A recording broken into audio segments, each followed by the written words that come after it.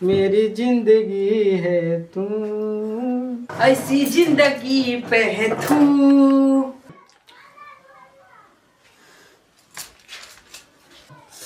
अरे बाप रे बाप, कितना दिमाग उड़ता। ए कनिया का मम्मी जी? और तेन दिमाग दबाव हो, बड़ी दुखाता टुए, दिमाग पूरा उड़ल जाता। अच्छी दिमाग दुखाता। अच्छा दी दबा दे। हई देखता ना रे बबुआ, इनके के दिमाग कहता नहीं ती गोड़ दबाव तड़ी। अरे एकदम पागल ही है वो। ना मम्मी जी, हम पागल ना हनी। कल ये थोड़ा बात विचार तनी बहस हो गलू तो उहाँ के कहा तनी नु कि काहे मम्मी जोरे इतना लड़ता उसे। जानत नहीं कि सती घरी माई के दिमाग घुटना में आगुल बा। ये बबुआ हार के बारे में उनके पता ना चले के चाहिए।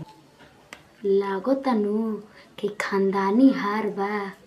जा तनी खूब बढ़िया से जन के सेवा पानी करो तबे हमरा खानदानी हार मिली।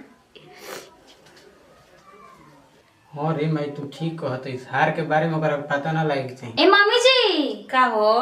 आई डर माथ बांध देतनी। आ तू ही आओ है जा। दी मम्मी जी डर माथ झाड़ देतनी तनी। झाड़ झाड़ तनी बढ़िया से झाड़ी हा। कहनी है मम्मी जी नु कि बुचिया जी के बोला दी कहियो घूम ली हन फिर ली हन कितना वहां के नीमन हनी।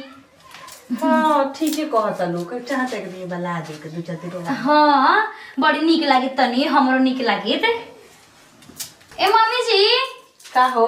कनी के दी रख कपड़ा जौन जौन फीचे के बाद सब फीच खंगार दीही। अच्छा लेके आओ तनी। हां लेके आई जल्दी।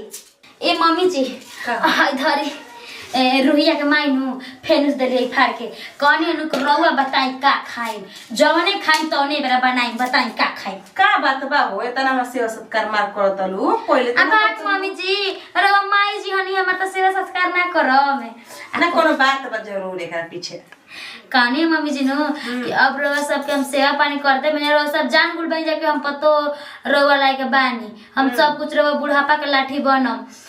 तब हमरा के खानदानी हार दे दीजा हम पहन के रउआ सबके पतो लायक होइए गुल बनी। हम सब काम करते बानी जनक पतो के करे के चाही। कौन खानदानी हार के बात करत लू? हम ना मत आवत रही जाओ दिना ना कि खानदानी हार ओकरा के पता ना चले चाहिए हार के बारे में। तो हम सुन ले बानी मम्मी जी। पागल हो। अब छुपाई मत हमरा से ठीक बानू हमरा के बात नहीं की सुना बतिया। उ हार के बात ना होत रहे। हाँ। और पटीदार से हमनी के ना केस चलत रहे, ओही में हार गो रहनी जा। अब तब हम झूठो के तक सेवा संस्कार करत रही। जा मेहरान के कह जाले भगवान। ठीक है, हाथ उठा खड़ा रहो। ररुमाई हमरा के साजा देले बाड़ी। हो गए एबे सब्जी बनावत रहिनु तो सब भजिया जर गइलो। कहाँ पिया? ओनी बड़ी गरवा में। रुको तो बतलाओते। मई मई रे का रे? कहे बार के साजा चल बड़े रे, हाथ उठाओगे? साजा आई वाला पटीशन लेवे केकरा के का करतनी? बाप रे बाप। आओ तो हमार पटीशन लेबे। हमरा के त खड़े करैले बड़ी, इनकरा के त उल्टा खड़ा करा देली। देखो बार बार फोन करे कोशिश मत करो, समझ लो? काहे जैसे काहे बोलतनी? काहे ऐसे बोलतनी? हम अपना लाइफ में बहुत खुश बई। दुगो बाल बच्चा, पत्नी भी हमार, उतना बहुत खुश बई। ठीक बा? बार बार फोन मत करो। सुन ले इसनु कान खोल के। आज के बाद हमार मर्द फोन करे कोशिश करिस नु तो फोन में घुट के तोर झोटा कबार ले हम। राड़ी कहि के धरी जी ई बताई केवन रहे ओकर धक मुंह नच देती हम। तोरे माई माई खबरदार हमरा सास के बारे में ऐसन बोलिस त ठीक बा नु? तोर हिम्मत कैसे भइल रे हमरा सास के बारे में ऐसन बात कहे के? हैं वाह वाह, हमर कनिया कितना बढ़िया बिया। हमारा खातिर केहू जोर लड़ जातिया। हैं तोर कैसे हिम्मत हो गुला? देख अगर दोस्ती हमार तोर निभाए के बानू तो हमरा सास के बारे में ऐसन बात बोल दिस तो आज के वास्ते तोर दोस्ती हमार दोस्ती खत्म। ठीक बानू? चल रख फोन। ना खराब पकत है ते। काहे कनिया काहे इतना तू लड़त लू केकरा से? अरे मम्मी जी को हमार सखी रहे जी। हां हां बताओ, दिमाग इतना हाई को क्यों ना बोले के चाहिए? कोई के ज्यादा दुनिया के रीत है, आदमी दूसरे के बारे में खाली बुराई करेला। ना मम्मी जी ऐसन बातें कह दिले कि हमरा खीस बर गुला रे बारे में हम ऐसन सुन नहीं सकत। का ऐसा बोल देला से के तारा खीस बर गेल ह? कह के नु कि तोर सास गाय हड़ी गाय। रउआ साफ साफ बात बताई कि रउआ हमरा ज्यादा प्यार करना कि अपना माई से। तारा से जवन इंसान 25 साल में अपना माई के ना भइल तवन हमार होखी। हाँ अरे हम माई से प्यार करना।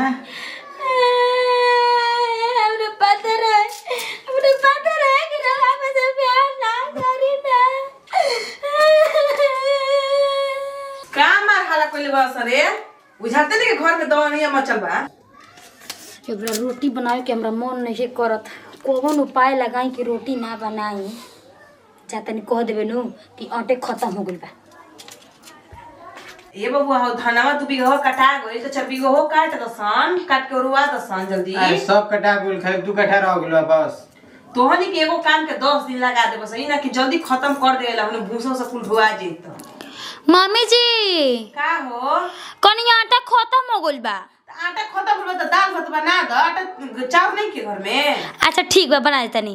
काहे गति लगले नु आटा लाई रही रोटी है बाकी। हाथ ना तना खाना बनता तो रोटियां खत्म ना होकी आटवा कही ना। चल जाए हम जाती लेके आवती रोटी है बाकी। अच्छा ठीक बा आई पैसा दे तनी घरवा में। ठीक बा लेके आवती द।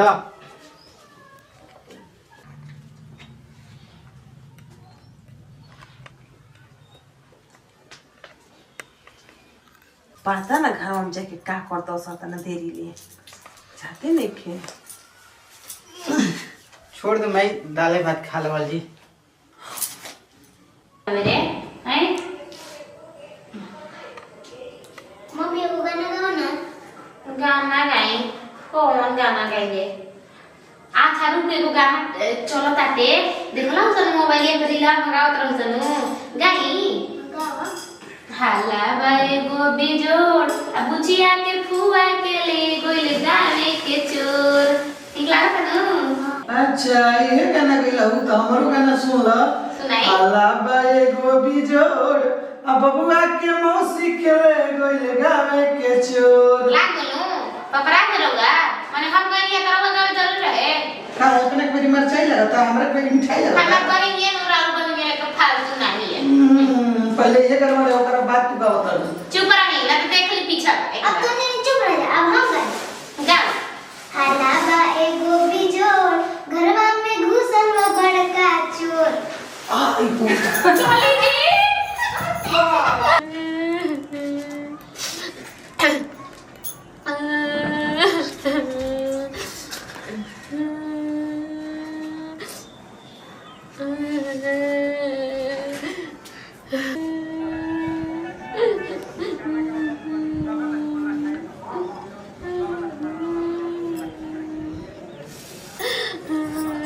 ए मौसी काहे रोत अड़ू।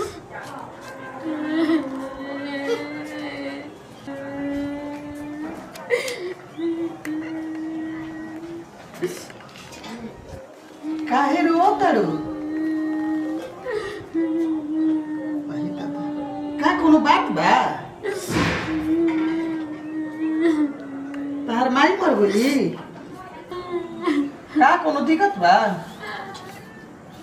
तार माई मर गई बाबूजी कब काहे बोलो का कोनो दिक्कत बा।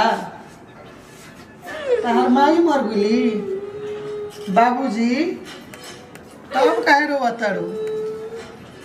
चुप रही।